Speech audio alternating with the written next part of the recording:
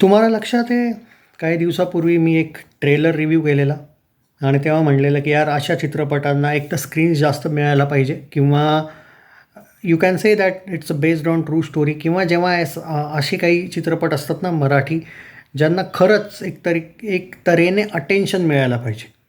पण आजही सॅडली जर बघायला गेलं तर खूप कमी स्क्रीन्स सोबत हा चित्रपट रिलीज झाला आहे.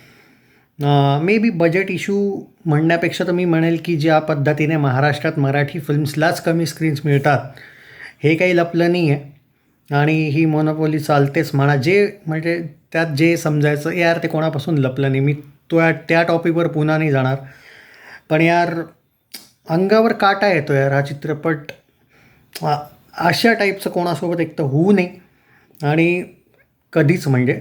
आणि सिरियसली त्या व्यक्तीवर फक्त स्वतःच्या फॅमिलीला तर फॅमिली तरी आधार देईल, काही जण मे बी देतील, नाही देणार स्वतःची फॅमिली, मित्रमैत्रिणी दूरची गोष्ट आहे. पण इनफॅक्ट जो समाज आहे, ज्याला काहीच काम नाही आहे पण दुसऱ्याला लग्न कसं होईल असं काही झालं तर, किंवा taunting, it's not only about अरे यार आपण असे या चित्रपटात जर पूर्ण गहराईने विचार केला ना, खोल, तर तुम्हाला रिअलाईज होईल की यार अशा टाईपचे जे लोक आहे टॉन्ट मारणारे या समाजात तुम्ही रोज बघतात.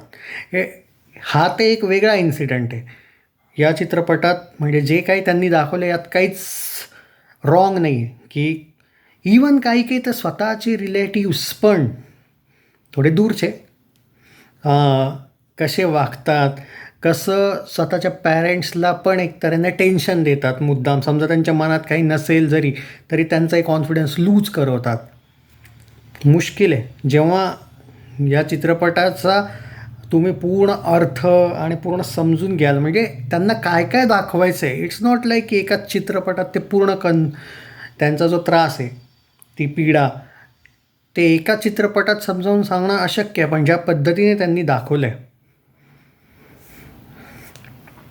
मस्ट वॉच आहे हा चित्रपट. मी एवढंच सांगेन, माझ्याकडे वर्ड्सच नाही आहेत यार. आणि ॲक्टिंग, इतकी सुंदर ॲक्टिंग सगळ्यांनी केली आहे की असं स्पेशली कोणाला मेन्शन करणं म्हणजे दुसऱ्याचा अपमान आहे. पण यार लीड ॲक्ट्रेसला सॅल्यूट आहे. इट्स नॉट अ जोक की ज्या पद्धतीनं तुम्ही परफॉर्म करताय, तुम्हाला ते शेड्स सगळे घ्यावे लागतं. म्हणजे एक इमोशनल ड्रामा, एक तऱ्हेने व्हिक्टीम, प्लस सुरुवातीच्या लाईफमध्ये वगैरे तुम्ही किती खुश असता, म्हणजे एक वेगवेगळे शेड्स तुम्हाला जेव्हा चित्रपटात काम करायचं असतं, साकारायची असते अशी या टाईपची भूमिका. सगळ्यात मोठं चॅलेंज तर ते असतं आणि ते उत्कृष्ट जर पार पाडलेलं आहे तिने, तर यार नो डाऊट यार, म्हणजे तुम्ही किती कौतुक करा कमी आहे. मस्ट वॉच हे चित्रपट, मी एवढंच सांगेल.